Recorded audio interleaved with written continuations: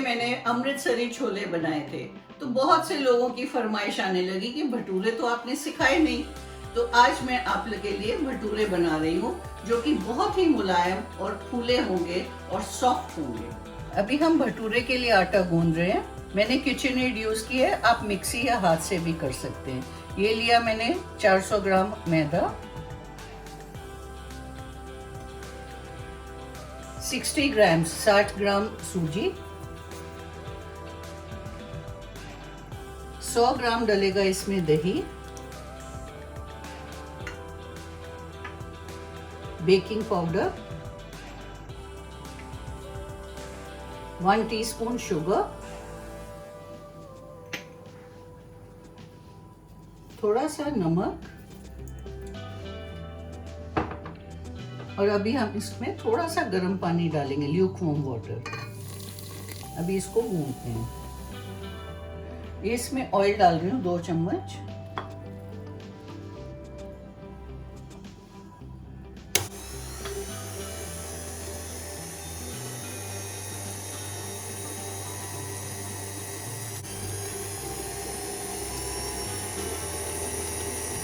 और डालेंगे पानी, ग्रेजुअली डालेंगे, नहीं तो बहुत ऐसा ना हो पतला हो जाए आटा।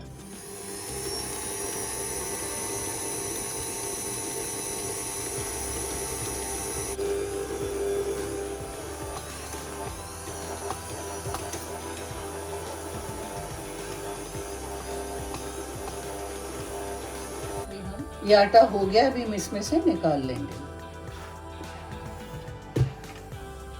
थोड़ा ऑयल लगा लूंगी हाथ में।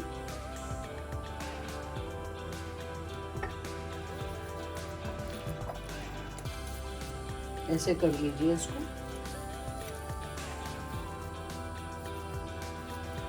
बस अभी इसको हम 2 घंटे के लिए रख देंगे।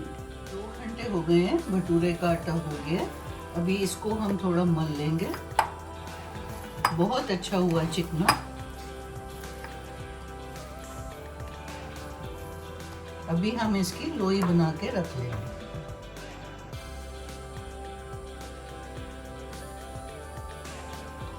ये थोड़ा बड़ा, इसको छोटा कर देते हैं।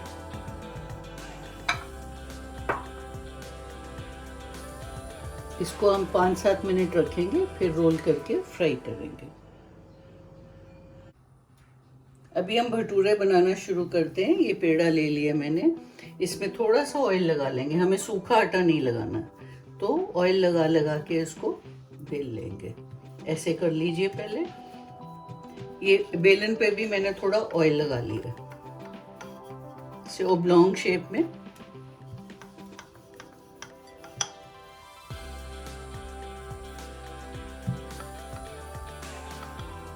जहां जहां से मोटा दिख रहा है थोड़ा उसको पतला कर लीजिए।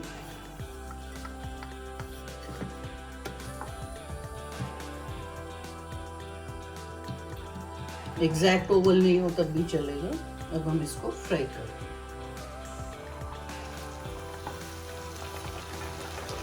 इसको उसी टाइम दबाते जाइए ताकि फूल जाए।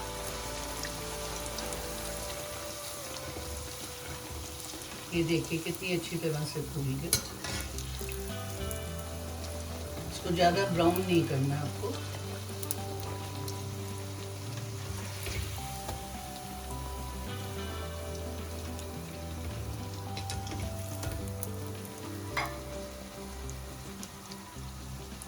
अभी ये एब्जॉर्बेंट पेपर पे निकाल लेंगे।